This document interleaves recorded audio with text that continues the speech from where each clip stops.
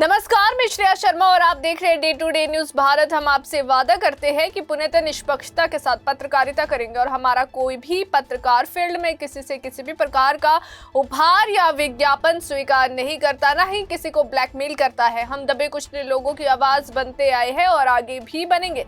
साथ ही हम ऐसी कोई खबर नहीं दिखा रहे जिससे पाखंड फैले और हमारी भोली भाली जनता मूर्ख बने या उन्हें किसी भी प्रकार का कोई धोखा मिले। हम लोकतंत्र के चौथे स्तंभ को और अधिक मजबूत करने की पूरी कोशिश में लगे हुए। अब बात करते हैं खबर की।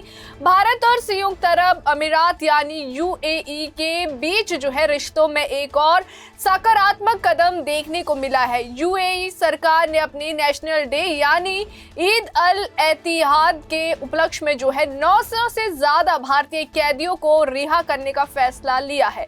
अबू धाबी स्थित जो है भारतीय दूतावास को इस रिहाई की लिस्ट सौंप दी गई है। ये कदम मानवीय आधार पर उठाया गया है और इसे दोनों देशों के बीच बढ़ते सहयोग का एक नया संकेत भी माना जा रहा है। दरअसल यूएई में जेल में बंद 900 से अधिक भारतीय नागरिकों को रिहा करने का निर्णय इस साल के नेशनल डे यानी ईद अल एतिहाद के उपलक्ष्य में लिया गया है। यूएई का नेशनल डे हर साल 2 दिसंबर को मनाया जाता है और ये 1971 में 7 अमीरात के एकीकरण की याद दिलाता है। पिछले साल 27 नवंबर को यूएई के राष्ट्रपति ने अपने एक ऑफिशियल ऑर्डर में बताया था कि नेशनल डे से पहले 2937 कैदियों को रिहा किया गया था। सबसे खास बात यह है कि यूएई के राष्ट्रपति जो है महामहिम शेख मोहम्मद बिन जायद अल नहयान ने न केवल कैदियों की रिहाई की घोषणा की बल्कि उनके ऊपर लगे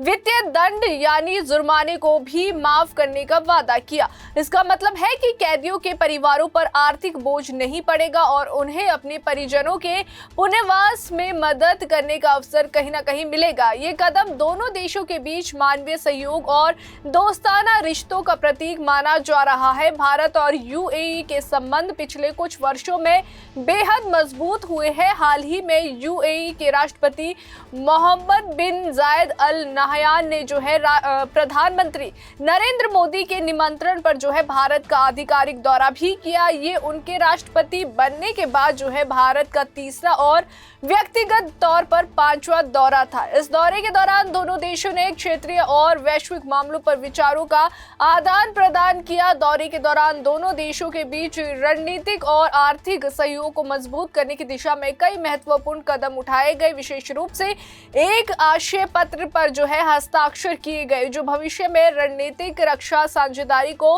मजबूत करने का आधार बनेगा। इसके अलावा यूएई ने जो है भारत की 2026 में ब्रिक्स अध्यक्षता को भी समर्थन दिया है। दोनों देश जो है बहुपक्षीय मंचों पर उत्कृष्ट सहयोग और आपसी समर्थन की प्रतिबद्धता को दोहराते रहे हैं। ये रिहाई और साथ ही सहयोग का नया कदम केवल राजनीतिक और कूटनीतिक दृष्टिकोण से महत्वपूर्ण नहीं है बल्कि भारतीय नागरिकों और उनके परिवारों के लिए भी राहत और उम्मीद लेकर आया है। कैदियों की रिहाई से न केवल उनके व्यक्तिगत जीवन में सुधार होगा बल्कि यह उनके परिवारों के लिए भी एक बड़ी राहत साबित होगी। साथ ही यूएई और भारत के बीच मानवीय और कूटनीतिक संबंधों को और मजबूती मिलेगी। भारत और यूएई के बीच आर्थिक और व्यापारिक रिश्ते भी पिछले दशक में काफी मजबूत हुए हैं। दोनों देशों के बीच ऊर्जा निवेश, तकनीकी सहयोग और रक्षा क्षेत्रों में साझेदारी लगातार बढ़ रही है। भारतीय नागरिकों की सुरक्षा और कल्याण के लिए यूएई की ये पहल दोनों देशों के बीच विश्वास और दोस्ताना संबंधों को और गहरा करेगी। यूएई सरकार की ये पहल ये भी दिखाती है कि दोनों देशों के बीच न केवल राजनीतिक और आर्थिक बल्कि सामाजिक और मानवीय सहयोग भी लगातार बढ़ रहा है। पिछले साल की तुलना में इस साल भी बड़ी संख्या में कैदियों को रिहा करना और जुर्माने माफ करना एक संकेत है कि यूएई भारतीय नागरिकों के कल्याण के प्रति संवेदनशील है।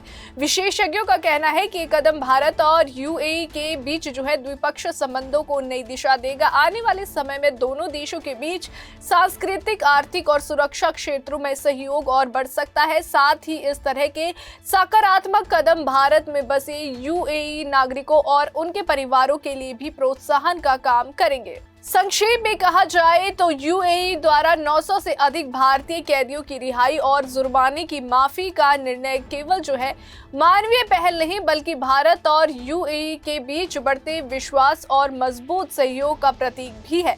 आने वाले समय में इस तरह की पहल से दोनों देशों के रिश्ते और अधिक मजबूत होंगे, जबकि भारतीय नागरिकों और उनके परिवारों को राहत और पुनर्वास का अवसर मिलेगा। अभी के लिए फिलहाल इतना ही। देश और दुनिया की ताजा खबरें जानने के लिए देखते रहिए day to day news Bharat और हमारे चैनल को लाइक, शेयर और सब्सक्राइब करना ना भूलें।